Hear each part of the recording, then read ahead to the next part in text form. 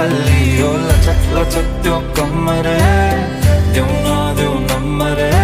बात होला मिठो गफ होला हल्ली ओ लचक लचक त्यो कमरे देऊ नम्बरे बात होला मिठो गफ होला उसको एक झलक मुस्कान